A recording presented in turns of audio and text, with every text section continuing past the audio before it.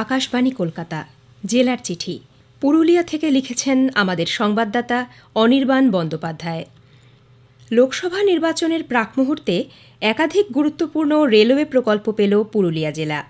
প্রধানমন্ত্রী নরেন্দ্র মোদী গত কয়েকদিনে ভার্চুয়াল মাধ্যমে এই প্রকল্পগুলির উদ্বোধন ও শিলান্যাস করলেন। গতকাল একটি স্টেশন একটি পণ্য প্রকল্পে পুরুলিয়া স্টেশনে স্থাপিত হল ছৌ মুখোশের বিপণী। ছৌ নাচ পুরুলিয়া জেলার অন্যতম ঐতিহ্য। এই নাচে যে ছৌ মুখোশ ব্যবহৃত হয় তার চাহিদা দিনের পর দিন বাড়ছে। এখন থেকে পুরুলিয়া স্টেশন থেকেই সুলভ মূল্যে ছৌ মুখোশ কিনতে পারবেন ক্রেতারা। এই উদ্যোগ প্রসঙ্গে আদ্রার ডিআরএম সুমিত নারুলা জানালেন, দক্ষিণ পূর্ব রেলের আদ্রা ডিভিশনে মোট 7টি স্টেশনে এই বিশেষ স্টল খোলা হয়েছে। মুখোশ শিল্পীদের রোজগার বৃদ্ধির লক্ষ্যে আরও 16টি বিপণী অল্প সময়ের মধ্যেই স্থাপন করা হবে। এছাড়াও সম্প্রতি জেলার 18টি জায়গায় বহু রেল প্রকল্পের শিলান্যাস হয়েছে। পুরুলিয়া শহর লাগোয়া গোশালা লেভেল ক্রসিংয়ে একটি রোড ওভারব্রিজের দাবি ছিল দীর্ঘদিনের। প্রায় 50 কোটি টাকা ব্যয়ে এখানে রোড ওভারব্রিজের শিলান্যাস হয়। একাধিক রোড আন্ডারব্রিজেরও শিলান্যাস করেছেন প্রধানমন্ত্রী।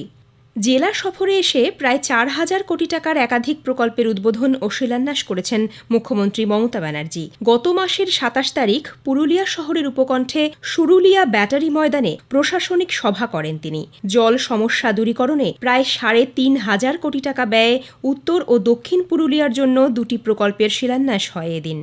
জেলা প্রশাসন সূত্রে খবর, জনস্বাস্থ্য কারিগরি দপ্তর এই প্রকল্পগুলির রূপায়ণ করবে। পুরুলিয়া উত্তরের মোট 14টি ব্লকের জন্য বরাদ্দ হয়েছে 2,515 কোটি 41 লক্ষ টাকা। উপকৃত হবেন 15,18,704 জন। অন্যদিকে দক্ষিণের 6টি ব্লকের 3,18,106 জনের জন্য জল প্রকল্প বাবদ বরাদ্দ হয়েছে 876 কোটি 76 লক্ষ টাকা। দুই ক্ষেত্রেই মোট 80% জমির সংস্থান হয়ে গেছে, ডাকা হয়েছে টেন্ডার। জেলার পর্যটন বিকাশে উদ্যোগ নেবার কথা ঘোষণা করেছেন মুখ্যমন্ত্রী। ইতোমধ্যেই পুরুলিয়ার 30টি হোমস্টেকে সরকারি স্বীকৃতি দেওয়া হয়েছে। হোমস্টের সংখ্যা আরও বাড়ানোর জন্য উদ্যোগ নেওয়া হচ্ছে।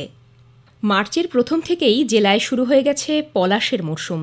তবে দিগন্ত বিস্তৃত পলাশের আগুন এখনও চোখে পড়েনি। বৃষ্টির প্রভাবে এবং শীত একটু বেশি দিন স্থায়ী হওয়ায় পলাশের পাতা ঝরে পড়েনি এখনও।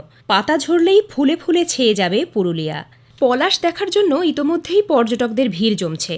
দোলের জন্য এখন থেকেই সব রিসর্ট ও অতিথি নিবাস ভর্তি বলে জানিয়েছেন স্থানীয় হোটেল মালিকরা।